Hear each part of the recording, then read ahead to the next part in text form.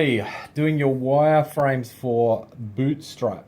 Okay, so I have here an image of a web page, and overlaid I have these 12 columns 1, 2, 3, 4, 5, 6, 7, 8, 9, 10, 11, 12. So the way the Bootstrap system works is you organize everything into a grid of with 12 columns. So you can see, so this image here, how it lines up with the columns. This image here lines up with the columns. This section over here lines up, that image lines up, so that when this browser becomes shrinked up in, say, into a tablet or a mobile phone, then these elements all stack. So we've talked about that before. So when you're doing the wireframe, you've just got to make sure it lines up with the grid. You can get symmetry by dividing by like 12 by 3 or by 4 or by 2. Okay, so how it works is, here I've gone through my ideation process and I want to base my designs on this idea. Okay, so you can see here it's got the image that goes all the way out to the 12 columns, but then the main part of the web page is inside that. So I have my little template here with my 12 columns on it. So I'm going to do that central section by just getting a ruler out, but you can do this freehand and ruling either side. Now note I'm taking in the gutter, so that space in between is just called the gutter. Okay, it's just padding between elements, so there's white spaces. As you can see here, there's a bit of white space between elements. Okay. Okay, then so the top here, I'm going to have my logo and my contact. So I'm just going to draw a line through there. Then I'm going to have my menu, so that's wide enough for my menu. And then I'm going to have my main image stretching right across the whole page. And then down below, I need to get that in half, so 1, 2, 3, 4, 5, 6, 7, 8.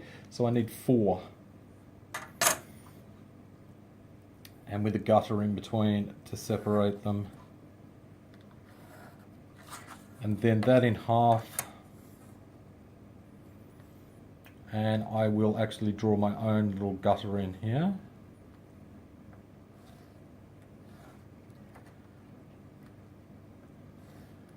I've drawn my own little gutter in here. So I've got, essentially now, I've got this area up here. I've got my image, and I'm going to rub that out so I don't forget that's going to go all right across the page. And then I've got my 4 elements down the bottom, and then it's a simple matter of filling it in. So here I'm going to have my company logo.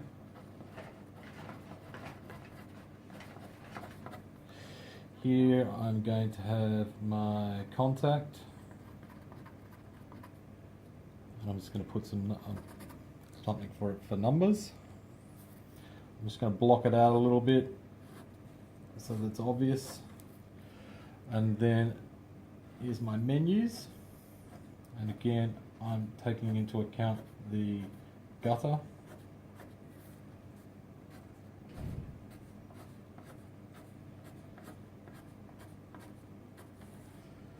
So that's going to be home.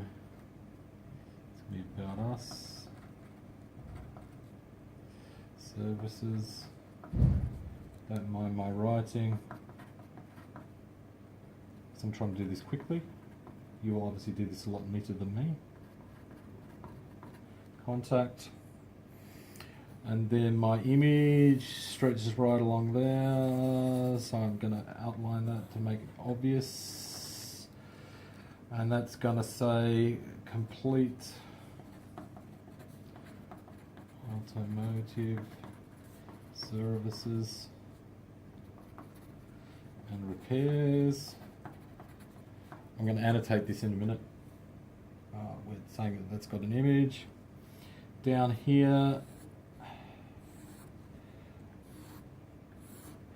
I'm going to have premium services make a booking,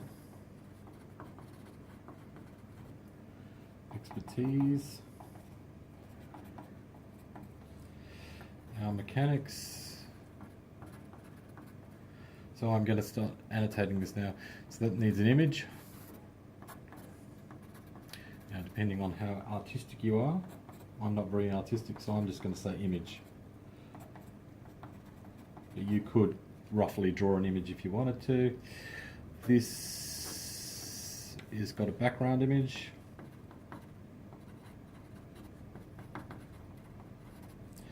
Of a car and a mechanic. That's the company logo.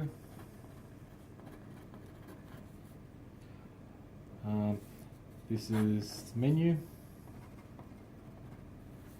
Okay, so I could hand this off now to someone who is better at Photoshop than me, or better at building a web than me, and they've got a pretty good idea of what it should look like. So that's what you're aiming for. A wireframe that you could actually give to someone else, that they could interpret this and create it. So maybe there's some more annotations. Maybe I need to have some more details, like, you know, what's this image of? Okay, so I've just said image, but if I was the one doing this in Photoshop, I'd be going, oh, what image do they want? So some more details would be good. Okay, but otherwise, there you have it, the wireframe.